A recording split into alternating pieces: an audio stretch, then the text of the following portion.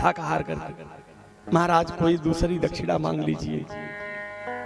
भगवान शिव ने कहा मुझे तो शेष का ही सिर चाहिए गुरुदक्षिणा में। तो महाराज नहीं कट रहा है, कोई उपाय बताइए।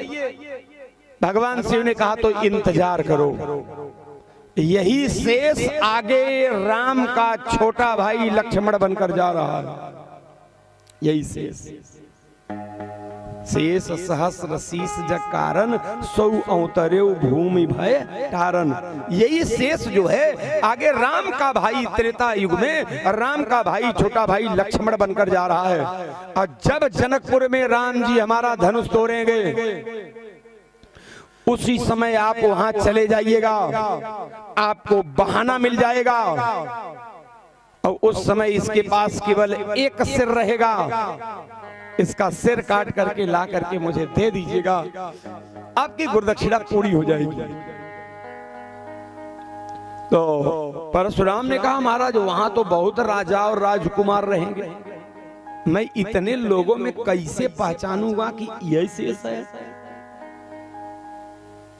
शंकर भगवान ने कहा वहां जाने के बाद जो आपका अपमान सबसे पहले कर दे उसी को शेष समझ लेना। बोलिए शंकर भगवान की। इसलिए आज जब धनुष टूटा तो परशुराम जी आए, गोस्वामी जी ने लिखा कहा तेहि अवसर सोने और शिव धनु भंगा, तेहि अवसर सुने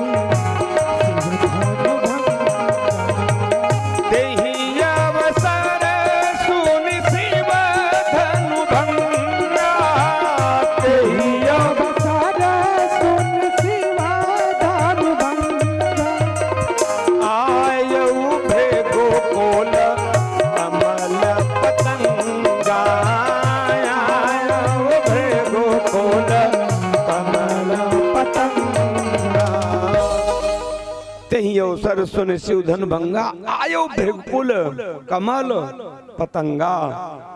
ये भृगुकुल के सूर्य हैं, आए अब इधर उधर चकपक देख रहे हैं। रामलीला में भी परशुराम आते हैं तो इधर उधर देखते हैं, आए तो इधर उधर देख रहे हैं।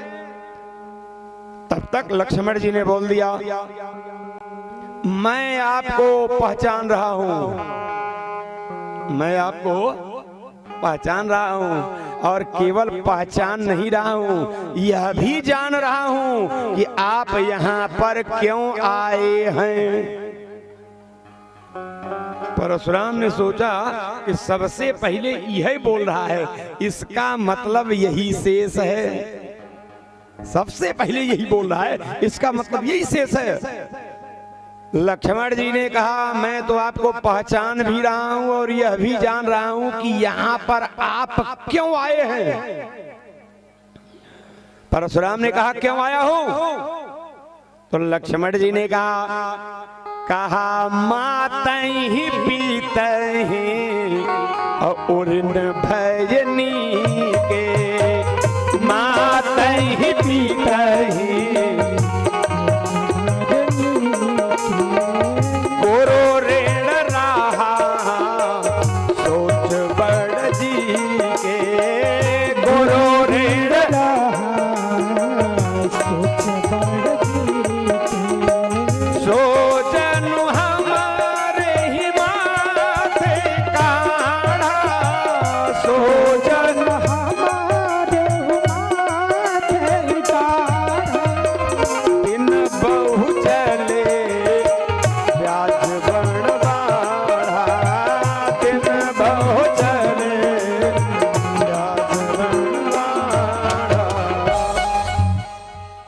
लक्ष्मण जी ने कहा मैं जानता हूं आप यहाँ क्यों आए हैं। कहा क्यों आए हैं? कहा मातहि पितहि आये उरी न भयनी के, आप माता पिता के ऋण से उऋण हो गए, लेकिन एक ऋण भी बचा हुआ है।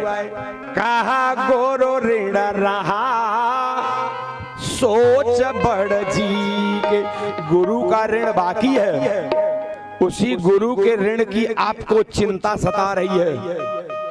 गुरुदक्षिणा, गुरु का ऋण माने गुरुदक्षिणा, वो गुरुदक्षिणा बाकी है, वही आपको चिंता सता रही है ना। परशुराम सोचे ये तो सब जान रहा है। लक्ष्मण जी ने कहा मैं यह भी जानता हूं कि गुरु के ऋण से आप कैसे उड़ीन होना चाहते हो। कहा कैसे होना चाहते हैं? कहा सोचनु हमारे ही आई माथे काढ़ा। आप गुरु के ऋण से उड़ीन होना चाहते हो मेरी गर्दन काट करके, मेरे मस्तक को काट करके। फिर याद दिला रहे महाराज तो बहुत दिन हो गया, दिन बहु चले, ये तो बहुत पुराना बकाया है। याद दिला रहे हैं कि आप हमारा गर्दन काटने के लिए आए थे, सिर काटने के लिए आए थे।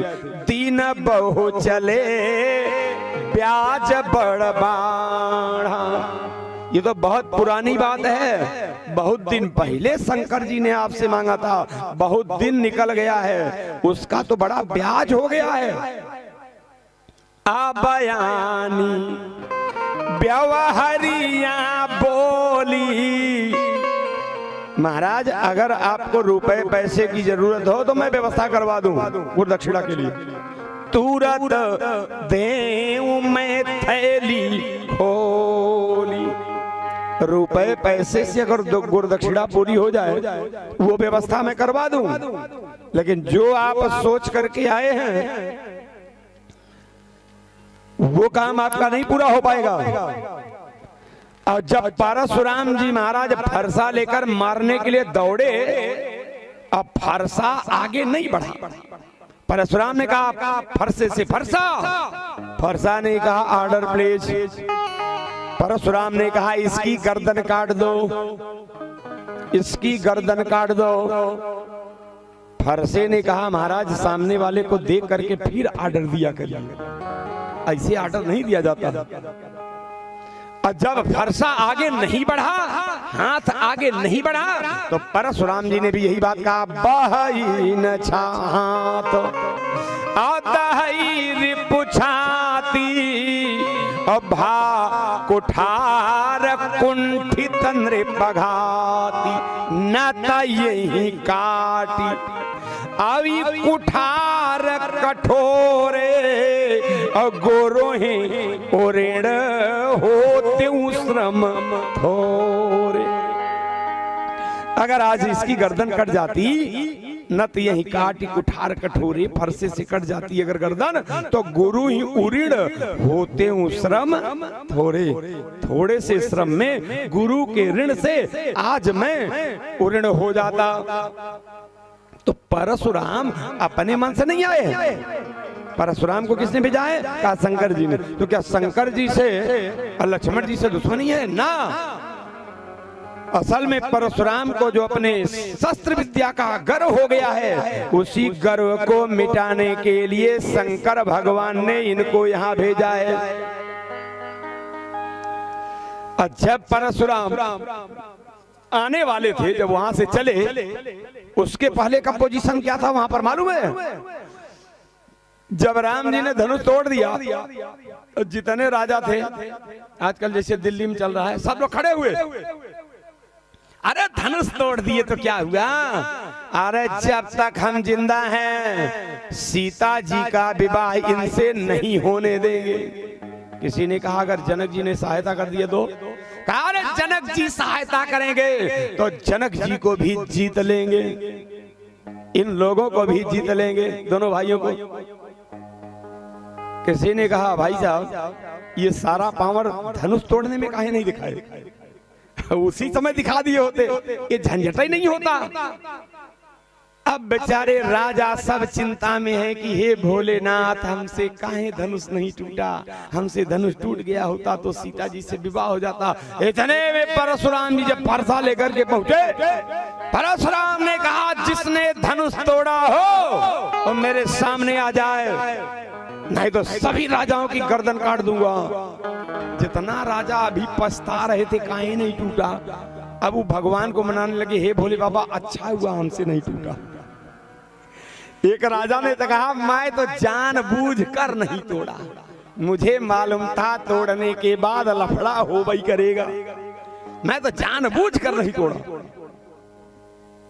राजा लोग सोच रहे हैं अगर आज हमसे धनुष टूट गया होता, ये जो बाबा फरसा लेके आया है बिना हड्डी तोड़े वापस जाता नहीं। बड़ा अच्छा हुआ भगवान भूत भावन भोलेनाथ, बड़ी आपका कृपा है, हमसे नहीं टूटा। अब राम जी की तरफ देख करके वो दोनों लोग मुस्कुरा रहे हैं कि तोड़े हो अब पता चलेगा। बहरहाल यहाँ पर बहुत वार्ता होती है लक्ष्मण जी की और परशुराम जी की, जिसे परशुराम लक्ष्मण संवाद के नाम से जाना जाता है। और जिस दिन परशुराम लक्ष्मण संवाद रामलीला में होता है उस दिन भीड़ ज्यादा होती है। क्यों? ये झगड़ा वाला मन रामलीला में भी जिस दिन झगड़ा होगा उसी दिन भीड़ ज्यादा होगी। बोलिए शंकर भगवान की। समझ लीजिए यहाँ से परशुराम जी महाराज सरेंडर होते हैं। और जब परशुराम जी राम जी के सामने सरेंडर हो जाते हैं तो बाकी के राजा अपने आप सरेंडर हो गए।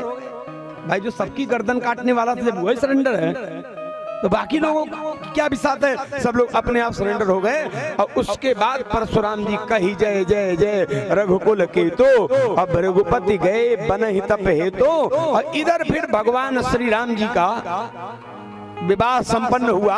अयोध्या नगरी से बारात आई। अब बारात आने के बाद जब अयोध्या नगरी से बारात आई तो आंगन में चारों भैया भोजन करने के लिए बैठे।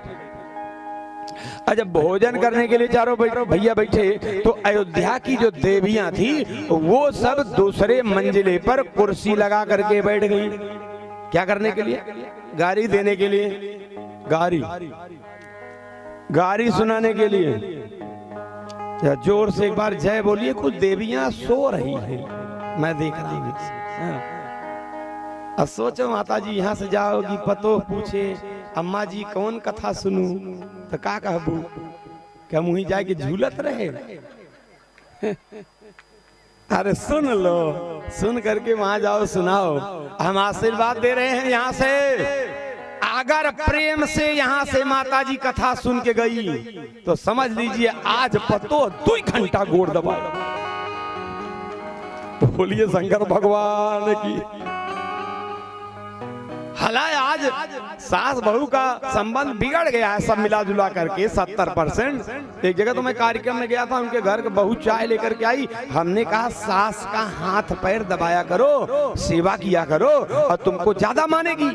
हम सोचे चाय लाई है तो 1 मिनट में एक बात बता दे। हमने कहा सास की सेवा किया करो। उसने कहा क्या सेवा करें? हमने कहा हाथ पैर दबाया करो और तुमको ज्यादा मानेगी। जानते उसने क्या कहा? उसने कहा महाराज जी आप हाथ पैर दबाने की बात कर रहे हैं, अगर हमको मौका मिले तो हम बूढ़ा का गला भी दबा दें। बोलिए शंकर भगवान की। संबंध इतना बिगड़ चुका है। बहरहाल भगवान श्री राम जी आंगन में बैठे हुए हैं, चारों भैया भोजन करने की। यहाँ की भी कथा बहुत लंबी। भोजन करने के लिए बैठे हुए हैं। और उसके बाद मिथिला की सखियां जो है दूसरे मंजिले पर चढ़ करके आंगन में झांक करके और गाली देना शुरू कर दी है।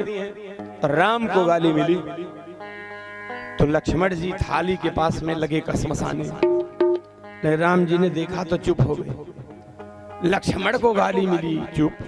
भरत शत्रुघ्न को गाली मिली, लक्ष्मण जी किसी तरह से बर्दाश्त कर लिए।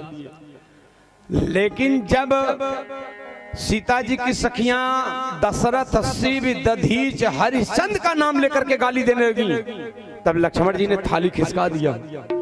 राम जी ने कहा क्या कर रहे हो? लक्ष्मण जी ने कहा अब बर्दाश्त के बाहर हो रहा। समझ लीजिए हम सब बर्दाश्त कर सकते हैं, गाली नहीं सुन सकते किसी की।